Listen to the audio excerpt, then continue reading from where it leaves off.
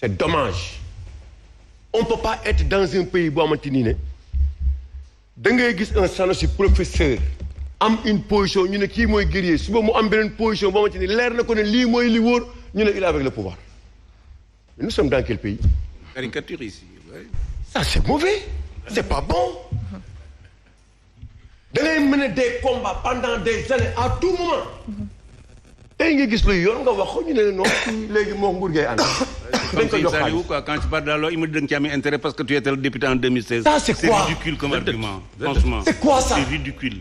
il faut pas que nit ñi continuer di dénaturer di déformer l'histoire. ça ne te ressemble pas quand même franchement. c'est pas bon. ça te ressemble.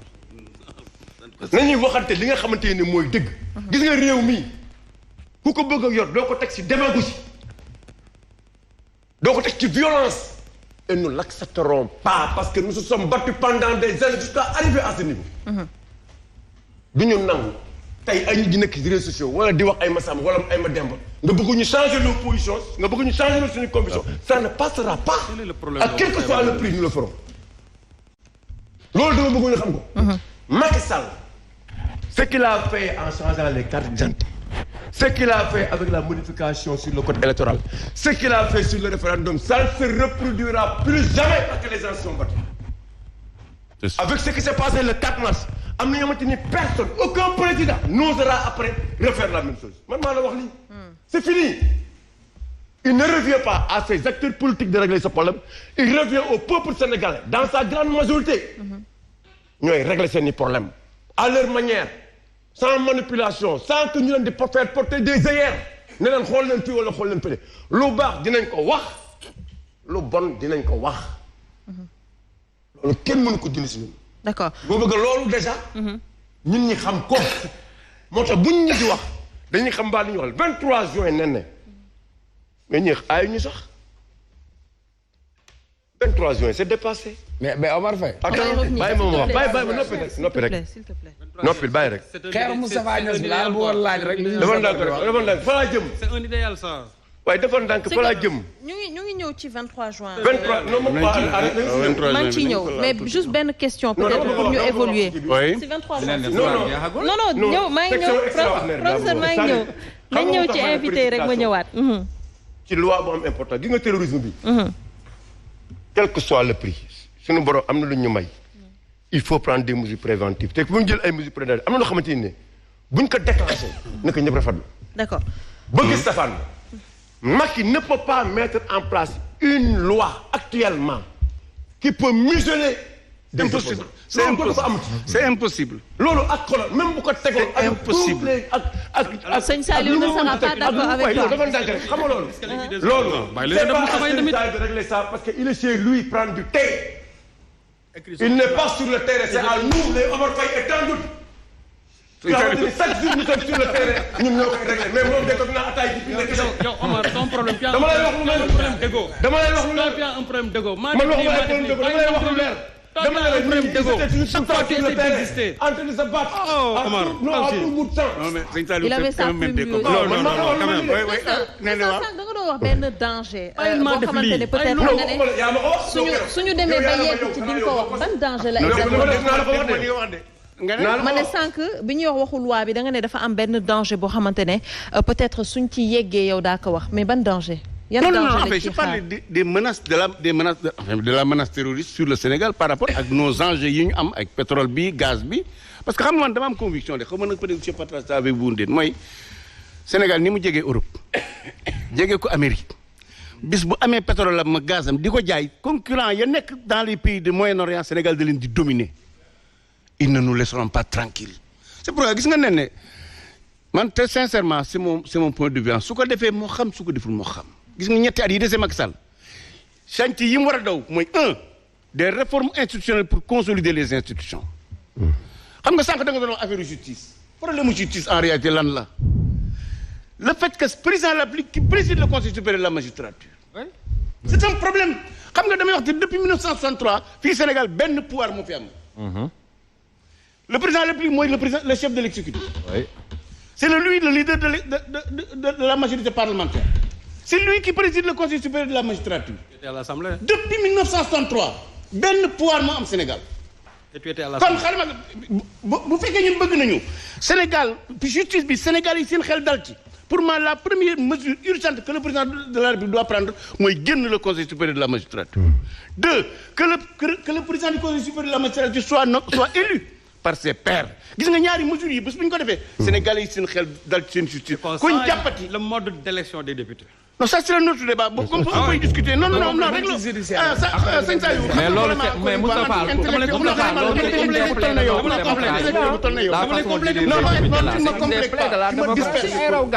xam nga lan la quand je parle du pouvoir judiciaire il me dit élection des députés je parle du pouvoir judiciaire parce que yow loolu la tudd parce que le problème là ce qui menace le plus la cohésion nationale mooy le fait que les Sénégalais perdent de la confiance au pouvoir judiciaire c'est un problème très dangereux parce que dañoo ne lu ne mën naa yàq Sénégal ba mu des la justice deux les forces de défense et de sécurité ñoom ñoo lal askan wi bu ñu yàqoo rek lépp yàqu kon moo tax ma jàpp ne lépp mesure bi gën a gaaw boo xam ne kuñ fi jàppati sa xel du jàpp ne président bi moo la libéré wala moo la jàpp ñu génne ci loxam ba mu set wecc dootu nekk conseil supérieur de la magistrature le président du conseil supérieur de la magistrature soit élu par les magistrats loolu c'est deux mesures yoo xam ne mais Moustapha xam nga logique pour logique rek dafa am lu ma lay laaj xam nga l'indépendance de la magistrature bi loolu li nga ci wax kenn mënu koo dindi d'ailleurs Macky Sall moom moo ko bind ci yoonu yokkute bien sûr mu ne les magistrats non seulement ils sont insuffisants ils sont mal considérés mais ils sont sous le joug de l'exécutif bu ñëwee da koy dindi il ne l'a jamais enlevé xaw ma nag nit ku def juróom-ñeenti at la mu waroon def ko ñetti at ñu ne da ko ciy def man moom gëm-gëm boobu amuma ko ci Macky Sall beneen bi mooy logique pour logique xam nga le magistrat la loi qu'il applique il ne la vote pas c'est l'Assemblée qui la vote kon je crois que la super priorité c'est de faire de telle sorte qu'on ait une Assemblée nationale qui transfère aux tribunaux des lois démocratiques et pour ça non loolu Moustapha munoo cee def loolu quand même xam-xam la ñuy wax man damay atte mi ngi mel ni nga ne man non xaaral ma ñëw Sanoussi waaw mais maa yow on a des débats privés waaw non je crois que très sincèrement xam nga yu bëree bëri comme sëñ Saliou mi day rifel ma waaw non mais xam nga du maag yow moom sama dara ump ko waaw mais Moustapha loolu fii du maag yow fii dafa am ni ñuy d'accord non dama ne te li ma la bëgg a wax rek mooy man si j'avais à choisir entre des députés libres et des magistrats libres je choisirais des députés libres parce que le magistrat yar la yore day dóore mais ki koy jox yar bi nag bu fekkee ki koy jox yar bi dafa jël yar bi tàngal ko ba mu tàngal le magistrat il ne fait que appliquer donc loolu aussi raisonnement boobu mënul jàll beneen bi mooy de tout à l'heure. Allez-y, professeur. Non, on ne peut pas parler quand il y a des débats. yow la ñuy déglu professeur. Allez-y. xam nga beneen bi mooy sur la violence Khalifa la violence elle n'est pas une cause elle est parfois un effet xam nga dégg naa léegi Moustapha nga ne est-ce que ñu lakk Auchan ça se justifie pas mais est-ce que qu'il y ait une élite riche en milliards en terrain face à un peuple dénumé pauvre ça se justifie non alors donc comme il y a de l'illégalité quelque part on doit répondre par l'illégalité d'autre part lii kese la. alors 23 juin. on en parle. Avec les événements aux États-Unis sur l'affaire George Floyd quand il y a eu ces émeutes-là mais il y a beaucoup d'Américains qui ont dévalisé des magasins. mais en direct. dévalisé j'ai dit. Des gens comme on a vu au Sénégal ubbi seen capote oto dem jël ay magasins daal dugal seen oto di daw et les gens ils ont écrit sur les frontons des magasins là c'est-à-dire il n'est pas normal qu'il y ait des riches ici et qu'il y ait des pauvres là. Mais c'est ça le problème. C'était ça le discours. Non je ne suis pas non j'ai dit non ça dépend appuyer ce qu'il dit. Arrêtons la démagogie. Non j'ai dit l'existence de riches ne rend pas les gens pauvres. C'est ça. Non waxuma il faut le dire. c'est-à-dire aussi les inégalités sociales aussi. Les inégalités sociales aussi il faut les inégalités sociales il faut. waaw mais dama ne aussi il faut aussi lutter contre les inégalités sociales day indi loolu. passionnant mais il faut qu'on évolue li ñu dese ci waxtu xam naa bëriwul. professeur maa ngi ñëw ci yow parce que yow c'est à part yow moom xam naa ñi fi toog duñ la contredire donc du coup on parle du 23 juin parce que tamit ci semaine bi ci actualité yi la bokk pour une fois ñu gis ne que ñaari célébration peut-être moo am on se disputait la paternité justement de ce 23 juin là lan lañ mën mën a jàpp déjà ci loolu naka nga analyser 23 juin boo xamante ne ñii dañ ko ber manifester ko nii ñeneen manifester ko ne mooy le M23 et le M2D. d'abord bon dem ci benn manifestation mais j'ai regardé les images et les images m'ont fait très très mal. Pourquoi? Le 23 juin ñuy def manifestation ñi nekkoon le obélisque laa jëkk a wax. indi fa ay photo nit di leen exhiber comme si ñoom ñoo def le 23 juin. ay pancartes. oui c'est-à-dire que c'est inacceptable. c'est-à-dire ñooñu ils sont dévoyés le sens du 23 juin. Le 23 juin c'était quoi en réalité. Sénégal yi dañoo amoon lenn rek lañ am peuple sénégalais am dans la démocratie sénégalaise lenn la ci am mooy bu wote bis bu wote jotee ñu ne kaay wote soo wotee ñu ne ko dema toog sa kër. Le 23 juin allez priver aux Sénégalais de ce droit minimum. Sénégalais wàcc ci mbedd mi ne li ñu bëgg lenn dong la mooy le retrait de la loi.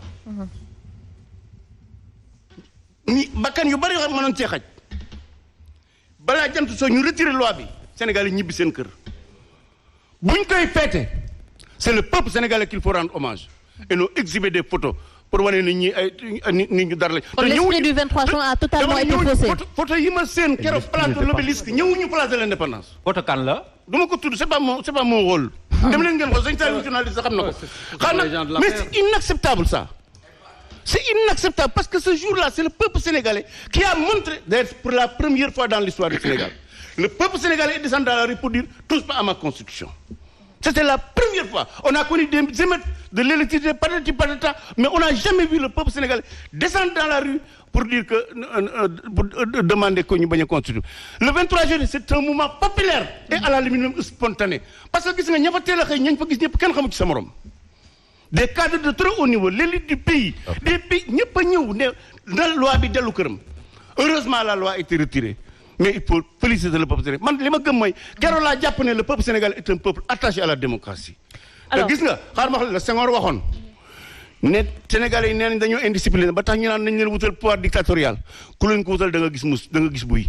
honorable maintenant bi ci des. waaw am na image yu ma def problème. yan image nee ne comment peut-on des responsables du parti démocratique sénégalais qui célèbrent le 23 juin avec des acteurs du 23 juin. Ça dévoile le 23 juin. Pour eux, c'est incohérent. La dialectique de la politique. Parce que quand même, parce que quand même, le 23 juin a été fait contre une volonté Abdoulaye Wade d'instaurer une république dynastique. Peuple bi wàcc ci mbedd mi xeex ko je vois mal comment un responsable du parti démocratique mën a célébrer le 23 juin. Mais il y a des responsables pas démocratiques qui sont dans le palais quand qu'ils viennent. Non là-bas moom c'est une catastrophe. Il y a quelque chose de plus grave. ñooñu moom du ma leen tudd. mais ñooñu ñoo gën a grave Moustapha moom bi ngay laal. suñu taxawee gis ay t-shirt ay pancarte ñu bind ci turu ay autorités de l'APR gis ci ay photos est-ce qu'on ne fausse pas l'esprit même du 23 juin. ñaari baat flashback. xam nga déséquilibre bi ñuy wax pauvre riche dëgg la.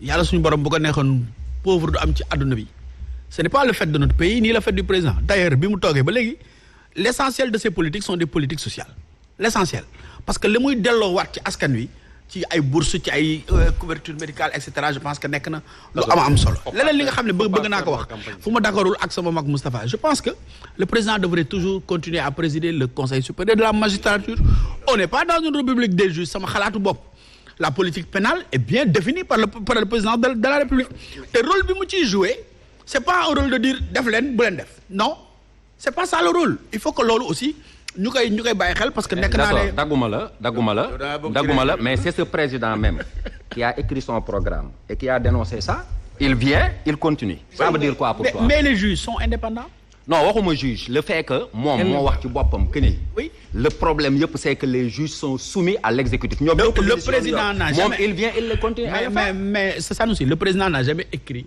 encore moins dit que day génn conseil supérieur de la magistrature man mosuma ko dégg man laa wax d'accord donc ku wax loolu da nga wax li nga xam ne yow yaa il a même soutenu le 31 décembre bi passé alors non, comme on nie les évidences kay moom non mais man yoonu yokkute on avait dénoncé le fait que la justice soit l'annexe du palais. Ouais. La réponse à ce constat, c'est que le président de la République ne siège pas au Conseil supérieur de la magistrature. C'est la conséquence directe. bàyyi leen ko mu terminer. xam nga ça c'est Non, extrêmement on met tout simplement au point rek parce que am na ay faits yoo xam ne l'autre ñëw na fi keroog ne Macky Sall n'a jamais voté sans carte d'identité. Mais Macky Sall a voté sans carte d'identité à Fatick. Parce que quelqu'un est décédé taxaw fii ne loolu mosul am. On ne peut pas admettre dans Noumbelane que l'on vient noumbelaniser encore les mentalités. Macky Sall taxaw am carte d'identité voté nit taxaw weddi ko parce que il est directeur de société. mu bind ko wax ko le 31 wax ko décembre encore Zator vient nous dire que il ne l'a jamais dit. Professeur, allez-y. Mais quand même, il y a le minimum dans un débat. Honorable. Moi, je pense que autant je peux écouter les gens, je demande juste un peu d'attention. C'est quand même difficile, mais mais Non, on vous accorde toute l'attention. S'il te plaît. Au point certaines Professeur, choses. s'il te Continuez, plaît. merci. Xam nga dire que la justice est l'annexe du palais est extrêmement grave. Parce que la justice est un tout. C'est les magistrats, c'est les avocats, c'est les greffiers, c'est tout ce monde-là. Dire que ñoo ñëpp dañoo jonkan, je pense que quand même c'est extrêmement grave. Mais honorable, indépendance de la justice. Indépendance de la justice. Même les acteurs de la justice, ñoom ñoo koy laajte. ñoom ñu ngi décrier carrément manque d'indépendance de la justice. De la même manière, on déplore l'indépendance des journalistes. Oui. Non, mais pourquoi pour toujours indépendant, pourquoi toujours faire benn comparaison wala benn parallélisme? Si tu m'invites pour ne pas me donner la parole, je suis désolé parce que je honorable am nañ droit rebondir ci li ngay wax di la ci poser ay questions également. Néné, suñu demee ba ay acteurs de la justice di remettre en cause l'indépendance de la justice, foofu aussi il y a également raison de se poser des questions. Néné, tout individu est libre d'être libre. Tout individu a la latitude d'être libre. Président Niass dinay wax ne ko am njëkk ñu jënd la. ko amul njëkk kenn mënu la jënd. Chaque individu a la possibilité man damay sama liberté bopp du ma ko jaay du ma ko weccee. Mais est-ce qu'on a vu le président ne kii defal lii je pense que dafa am yoo xam ne c'est des vues de l'esprit qu'on devrait dégager. Maintenant revenant sur le M23 mosaguma gis ku doon bàyyi jàmbur non à mon avis ceux-là qui étaient à Grand Yoff di M23 dama gisul link bu leen booleeg M23 d'ailleurs ñu bëri ca ña fa nekkoon mais ba ñuy dem M23 buntu assemblée nationale ak suñu leader parce que boobu nag boobooy loi liberticide ndax loi boobu xam nga lu mu doon consacré papa su paree mën na jox doom ba pare ñu tëbal car bloquant daal di egsi maanaam Abdoulaye Wade bu ñu bàyyi woon loi boobu jàll kon xëy na heure bi ma nekk président de la république loolooy loi liberticide sénégalais jóg taxaw ba ñu demee foofu je pense que ñu bëri ci ñett ko doon fêté nekkuñu fa maintenant sur la forme de ñi nga xam ne fêté nañ ko ci obélisque c'est pas Benno Bokk Yaakaar qui a organisé c'est le M23 dañoo invité Benno Bokk Yaakaar. Ça c'est pas le M23 franchement. waaw mais xeeru Moustapha Niass bi si M23 bi mu yoroon tey histoire defaat moom mu ñëw toog nekkaat président assemblée nationale tey sëñ Moustapha Sy Djamil daal ne ko loi bi ñuy voté tey bu fekkoon ci jamono jooju nga xam ne da nga yoroon xeer ñu laaj la nga ne da ngay def résistance loi bi bu fekkoon jàlloon na ci jamono boobu. mën nañ la def terroriste ban jàngat nga ci am. yow gis nga Moustapha Niass sànni xeer bi ci assemblée. ma ne xaaral da nga ma posé question. waaw mais xeer la yore de ngan di birig ngan di mool kay. dama ne xam nga yow télé nga ko gis ak ay photo. mu yor kaba acteur maa ngi taxaw si wetam xeer boobu da nga ko sànni mu yëkkati ko téye. da ko capté. non daf ko yëkkati for ko téye. kenn gisul Moustapha Niass téye xeer tëmbal ko assemblée nationale. tey dama lay wax gis nga jour boobu amul kenn ku dee Sénégal. 23 juin amul kenn ku dee amul commissariat bu ñu attaqué amul brigade bu ñu attaqué parce que même ñun benn instant bu ñu bëggee dugg ci biir assemblée nos leaders ñoo ñu bloqué nañu lii taxuñu fi ñëw dañ doon ñëw pour wax suñu kaddu pare na dem nañ suñu yoon wel problème. tey na xeer tey mi ngi ci hémicycle bi di ko présider de belle manière c'est tout. non yàlla kay c'est loo gisoon bu poser le débat boobu. on avait vu Moustapha Niass yore xeer Serigne Mbaye Thiam yore xeer. tey même Moustapha Niass moo nekkaat ci biir assemblée bi. ça veut dire que posture bi nga nekkoon démb. nekk opposant tey mën nga nekk mais yow suba mën nga nekk ci biir assemblée bi. yaa ngi nii di attaquer les députés. Moustapha suba tu peux être député non. nee naa ce qu'il faut retenir pour moi le plus important pour le peuple sénégalais et pour les générations futures parce que dama jàpp ne ñun ñi ñëpp kenn ku ne bu sañoon ab sëtam wala doomam buy màgg ci réew moo xam ne day réew mu am démocratie ce qu'il y a à retenir fondamentalement le 23 juin c'est que un peuple résolu est capable de préserver sa démocratie. Effectivement. xam nga nee na le problème c'est quoi. Merci. Voilà. Il n'y a pas une continuité. Par rapport à ce qui s'est passé le 23 juin. Cet esprit citoyen qui avait animé tout le monde bu ñu fi toll woon heure bi du ñu toll fii Sénégal. Tous les citoyens sans exception